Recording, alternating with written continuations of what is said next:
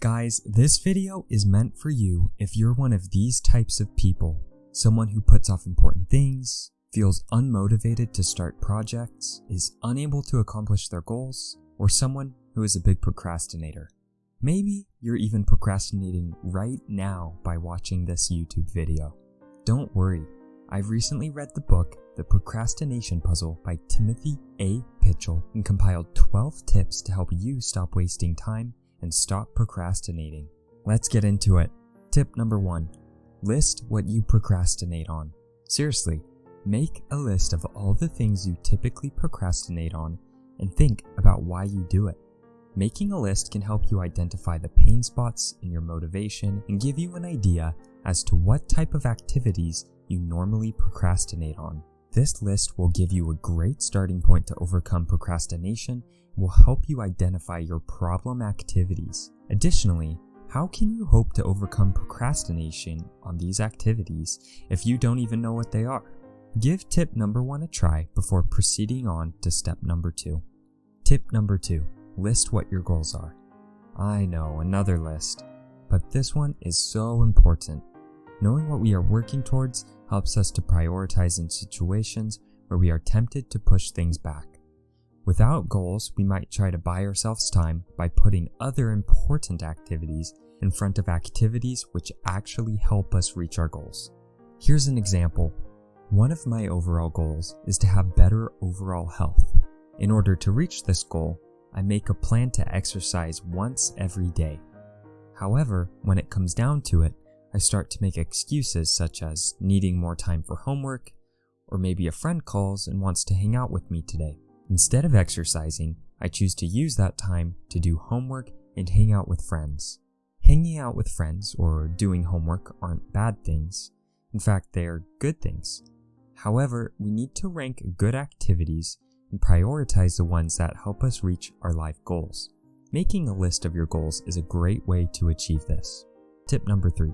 Stop giving in to feel good now. We are creatures of habit, and feeling good now is programmed into our brains. If an activity puts us out of our comfort zone, is difficult, or just uses too much energy, we often choose to put it off in favor of other activities that we could be doing. We often tell ourselves that we will have more motivation for an activity later. We feel good with ourselves that we set a good intention for the future, and we rationalize why we shouldn't do it in the present. However, we all know that we're lying to ourselves. We won't have the motivation later, and doing the activity now rather than later is a more proactive mindset. We should learn to recognize this feel good now emotion, and when it rises, choose to stand our ground. Tip number 4. Time travel. No, I don't mean traveling back to the future. What I mean is thinking of ourselves in the long term. A month, a year, 5 years from now. The problem is that when we procrastinate, we tend to think about what makes us feel good in the present moment. Even thinking a day out from now can still lead to procrastination. When we think about our lives in the long term, we are able to understand the importance of creating good habits. We should ask ourselves, if I always acted this way, would I be happy in the long term? Would I be able to reach my goals in the long term? Most of the time, your answer is going to be no. Time traveling lets us gain perspective over our situation. Tip number 5. Deal with it. This one might seem a little bit harsh, but it's so important that we understand decisions are made in the moment. When we feel the urge to feel good now and put off our goals for tomorrow, we need to stand our ground and say, let me just deal with it. Another misconception about being successful is that we always have to be in the right mental state to accomplish our goals. This is simply not true.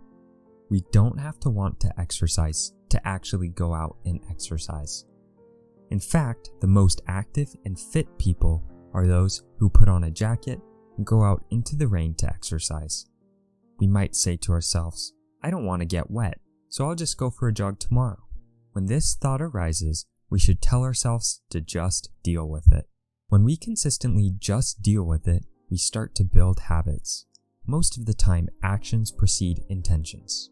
If we want the desire to run, we have to intentionally run, even when we don't feel like it. If we want to become great at writing, we have to start writing. Tip number 6, make a list of excuses. This one is simple. Whenever you catch yourself giving into feeling good now and the desire to procrastinate, write down what your rationalization was. Let me list a couple of examples.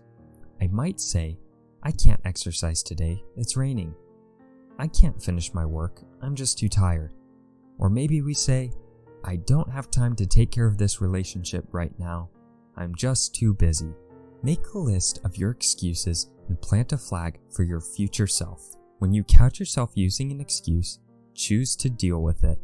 When you find a new excuse, choose to add it to your list. Additionally, we can create strategies to overcome these excuses, but more on that in another tip.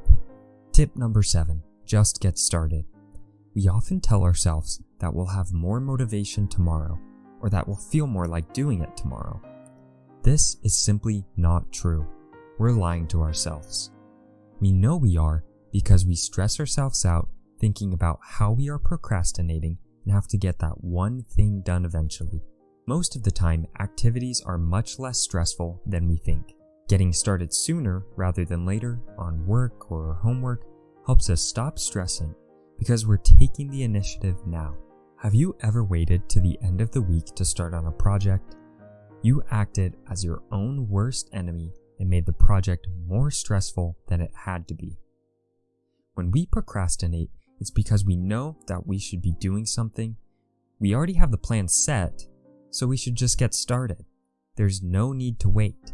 Tip number 8, minimize distractions. Have you ever driven around a neighborhood, squinting your eyes, trying to find a friend's address on the side of their house? You probably started driving slowly, and maybe even turned the radio down or completely off. What you were doing here was removing distractions. You had an important goal to accomplish, and the music wasn't helping you achieve it.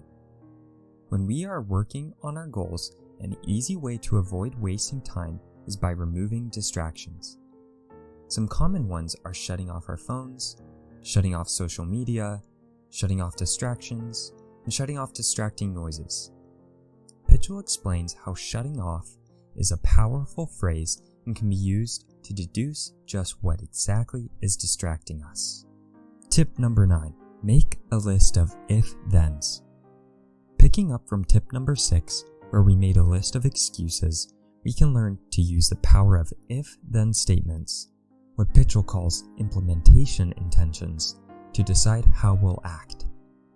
We say to ourselves, if I encounter this excuse, I will then act in this way. Or, if I encounter this distraction, I will then remove it by doing this.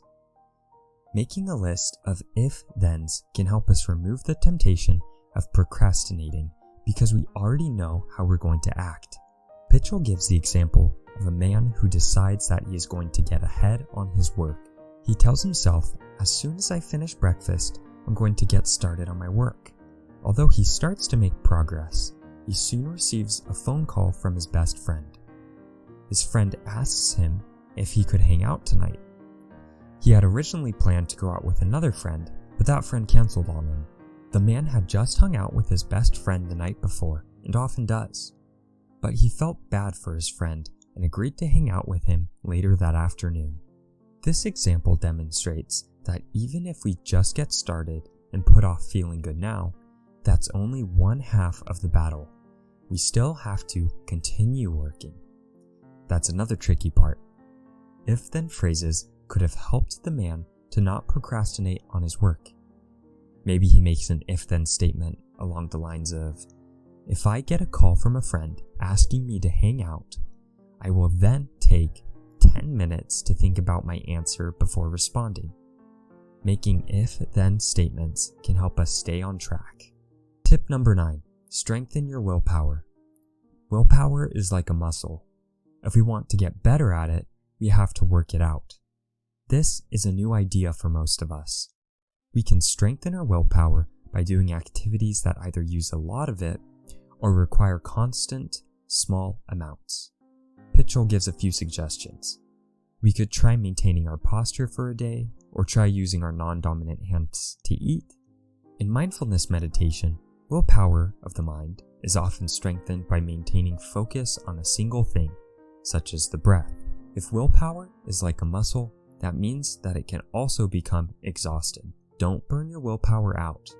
Be strategic with your willpower and choose to do heavy willpower activities earlier in the day when you have more energy. This also means getting enough sleep, rest, and eating right. Taking care of your health may be an overall goal, but it's also a key player in strengthening your willpower. Tip number 11, challenge your beliefs. We all have different personalities, which is a good thing. However, some people have personalities that are more prone to procrastination. Don't let this fact stop you from achieving your goals. Just because you're more prone to fatigue doesn't mean you can't exercise. Just because you're introverted doesn't mean that you can't make new friends. I always say where there's a will, there's a way. Take time to challenge your beliefs. Pychyl suggests that we might complete a personality test to better understand ourselves and understand what personality traits may be influencing our procrastination. Challenge your beliefs by realizing that you are not trapped by your personality. Tip number 12, stop cyberslacking. You might ask, what is cyberslacking? The truth is, you probably already know what this means. However, it's something so pervasive in our modern lives that Pychyl dedicates an entire chapter to it in his book. Cyberslacking is the rabbit hole of online media. You say you're going online to check something, and you come out hours later not realizing how much time you've wasted. Ask yourself, can I remember what I was even looking at a week ago when I spent all that time on social media? The problem is that the internet has a perfect system designed to draw in your mind. There's endless content to stimulate your brain and distract you from your real life. To defeat cyberslacking, think to yourself, why am I going online? What's my goal? Once you've reached your goal, put down the phone and move on with your life. If you liked today's video, subscribe to the channel and leave a comment below letting me know what you learned. Thanks for watching and check out some of our other videos.